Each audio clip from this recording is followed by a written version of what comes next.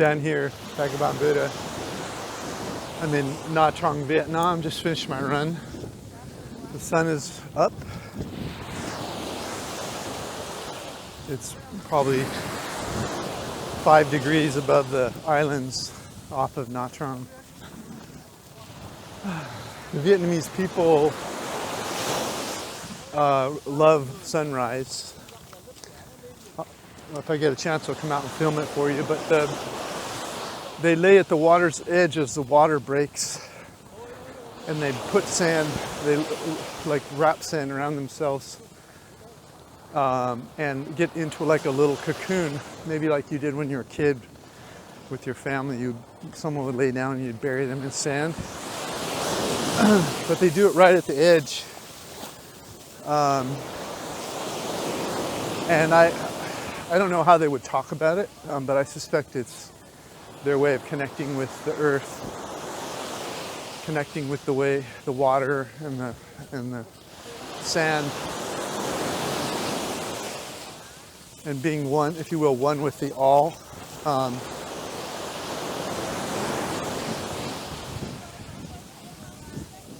Finding themselves back in the original state, like in the mother's womb, before they were, all the concerns of the world had hijacked their consciousness. Which brings me to today's subject. I wanted to talk about what and these are just words, but what consciousness is, what the one consciousness is, and what its relationship is to yourself or your ego or your the part of you that believes you're separate from one consciousness. We could call it your personality. In a general sense, it's your mind. It's when you think. It's not just the fact that you are thinking, it's that the thoughts are so comprehensive or so well believed that they draw, if you will, the attention absorbs them, your thoughts so fully that you're unable to see the consciousness within which the mind is, I would call it floating. In other words, the mind, in order for you to hear your mind have a thought, the thing you're hearing, the place you're hearing from, the reason that your mind is able to have a thought is because you're able to hear it. And your mind's thoughts come out of the fact that you've taken a form, you've been born into this world, and so you have a point of view. Once you have a point of view in consciousness, instead of just being all consciousness, which in words people would see as God. I'm not a religious person, but in human words people would call that God, the one consciousness. So your mind has a limited point of view through your eyes and your ears and your smell and your touch. And it doesn't have the wisdom of one consciousness, or God, if you will. God is the all. You are a part of God. In fact, you're 100% God. Everything, your body, your thoughts, your inability to pay attention to what God is thinking, or the one consciousness, because you're consumed by your own interesting thoughts. You're paying full attention to your own interesting thoughts. And I'm talking not about necessarily you. Maybe you have your feet. Maybe your feet are in both domains. I'm talking about the you as humanity.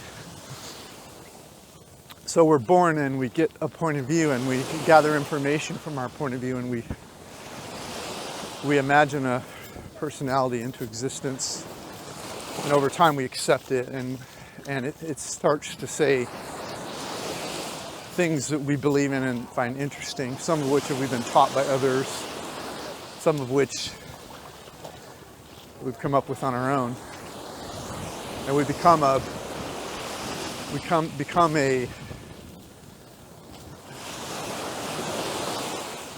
distinct set of beliefs. There's probably nobody in the world that has our exact set of beliefs. And we see that as what makes us interesting, and because we, in some sense, we love ourselves, we also from time to time disdain ourselves, but so long as we're interested in what we think, if you will, as long as we remain interested or think what we're thinking is relevant, we'll pay attention to it.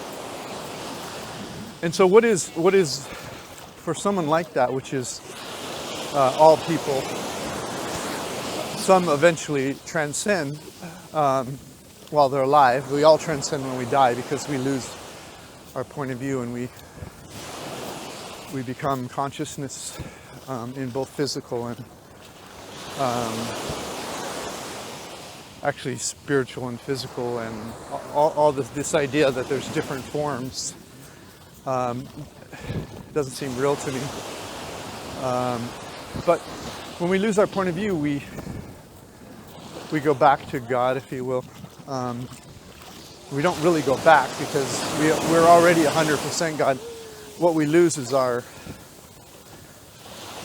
pinpoint belief that we're interesting in some way, and we become the all knowledge, if you will. We go back to the one source.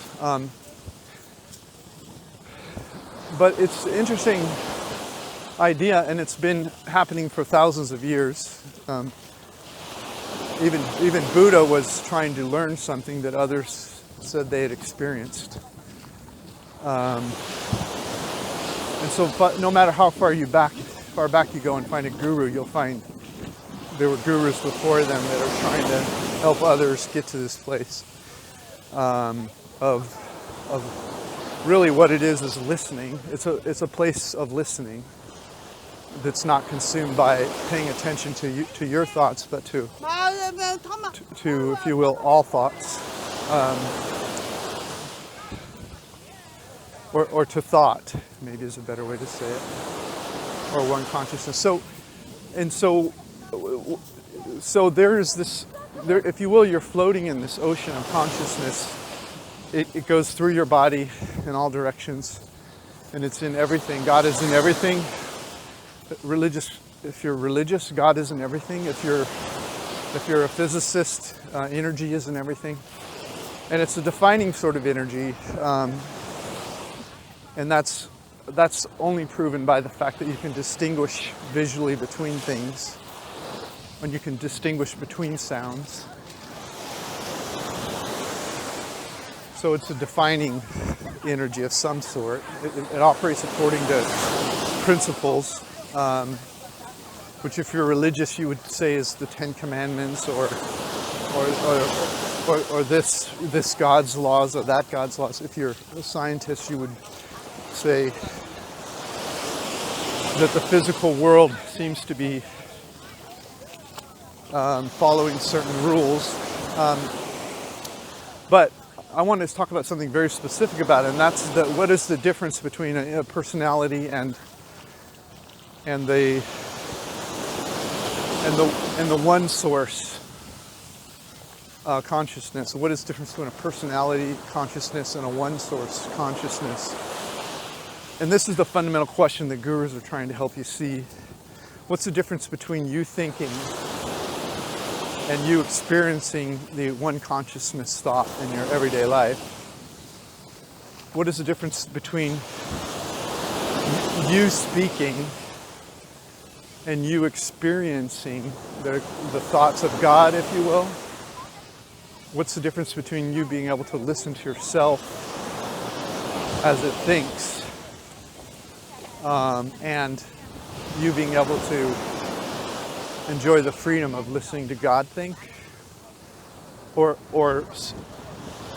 said in a way you might understand better, what's the difference between you being able to pay attention to a stream of thoughts that you believe are generated by you and that are you, and a stream of thoughts that are just received in perception, that are less focused about what is good for you or what you want or what you think should happen next or what's important to you or what you believe or what your favorite ice cream is or what you want to do next. What's the difference between a focus on that and a focus on just being present with the all, being present to the all, because it's already there. And of course the difference is your attention. It's what your attention is on. The difference is your attention, what your attention is on. You don't need to believe anything. There's nothing to believe here. Keep your religion, keep your science, keep your whatever. I'm purely talking about what it is you're perceiving right now.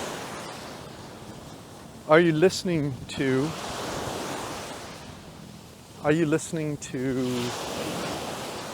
what you think like it's you? Or are you listening to what you think like something separate from you is speaking?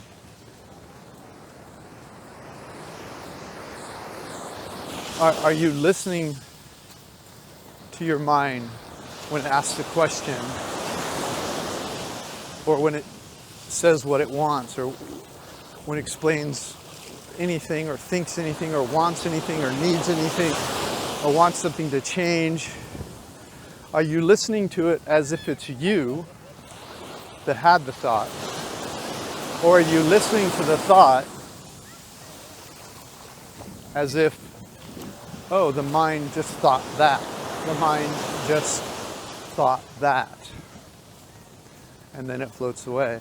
Oh, the mind just thought that. Oh, and then it floats away. Oh, the mind just thought that, and then it floats away. But, so what it is your attention. What is your attention on? What are you paying attention to?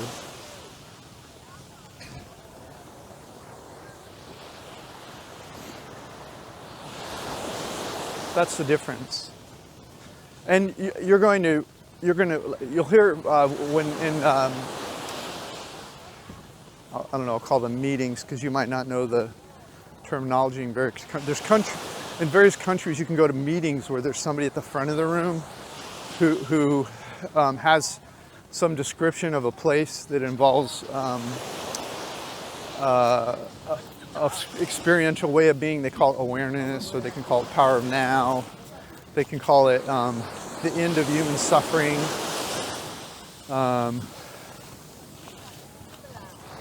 Being present. There's a lot of different names, a lot of dialects to describe the same thing.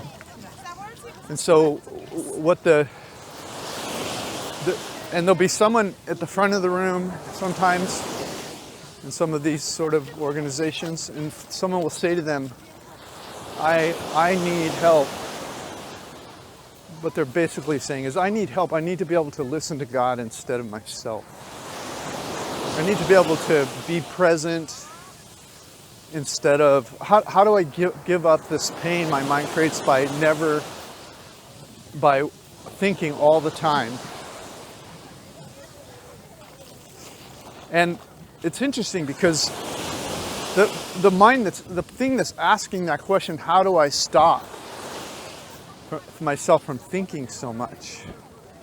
Who's asking that question? It's actually the mind. And so the person that's asking the question is trapped because they're listening to the mind. And they're not actually trapped. They're just believe they're trapped because people are enjoying the waves. They're not actually trapped, they believe they're trapped. Do you get the difference?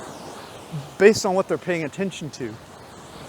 They're paying attention to and believing a thought. Who's having the thought? They are. They're paying attention to a thought that under the thought is this idea that there's something that the person in the front of the room understands or knows that they need to learn in order to be present in their life, or power of now, or inhuman, whatever the verbiage is they're using in that room. They're asking a question from the mind. How do I not listen to myself? Ask the question, how do I not listen to myself? How do I not listen to myself? Asking the question, how do I not listen to myself? How do I not listen to myself? Asking the question, how do I not listen to myself? You get you get what's going on here? Their mind, which is fully consumed, full 100% attention on their thoughts. Their mind's both saying the thought and giving 100% attention to the thought. How do I not think what my mind's thinking right now? How do I not think what my mind's thinking right now? And there's just a little shift that has to occur. The shift is that the mind, you don't stop the mind from thinking. The mind thinks. You just watch the mind think instead of be the mind's thoughts. You don't stop the mind from thinking. You don't stop the mind from thinking. You just shift the listener from 100% attention of the mind to a listening that's like, oh, the mind just thought, and let it flow by. Oh, the mind had this thought. Let it flow by. And you're not even saying to yourself, oh, the mind had this thought. They're just the mind thought, and then it floated by. The mind had a thought, oh, I don't know how to do this, and it floated by. All the while, all you are is listening. And the mind is like a little boat in the middle of an ocean that has no waves. It's a completely peaceful ocean. There's no wind, there's no waves. God's thoughts are peaceful. There's no movement. So there's a boat in the middle of a peaceful ocean with someone standing on it, blowing on the waves, saying, how do I make this boat move? How do I make this boat move? How do I change this boat? What do I do with this boat? What's this? And all you have to do is be the ocean, listening to the boat think. That's what enlightenment is. It's a detachment from the intention as the all, and an ability to listen from the all as the mind speaks, or thinks, or strategizes, or gets upset, or angry, or happy, or the mind does all the human traits. And you just have to watch it like an object. Oh, it thought this, oh, it thought that, but without thinking, oh, it thought this. Just, you're noticing it's thinking it. And what comes out of that is a freedom, because you're not dancing anymore. When the mind asks a question, how do I live in the present moment? You're like, oh, listen to the mind saying now, like you're not already in the present moment. Oh, I'm hungry. I want to eat right now. Look, it's hungry now. It's like having a baby. Your mind's like a baby. It's one problem after another it wants you to solve.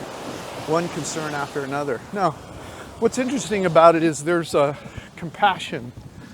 There's an empathy that comes out of having one foot in God's grace and 1 foot listening, if you will, if that, to your daily concerns, your daily thoughts. And there's a balance that comes to you, because your thoughts sometimes are selfish. Your thoughts sometimes are destructive to not just yourself, but to other people. And when you're able to hear the thought from a place of the all, there's a natural compassion that comes with that. there's a way of being that's compassionate. And so when you have a thought that's selfish, like, oh, it'll help me, but it'll hurt these people over here, so you begin to listen in a way that creates integrated solutions that everyone wins that. Not just everyone as in people, but everything, the planet, the animals, the air you're breathing. And so solutions,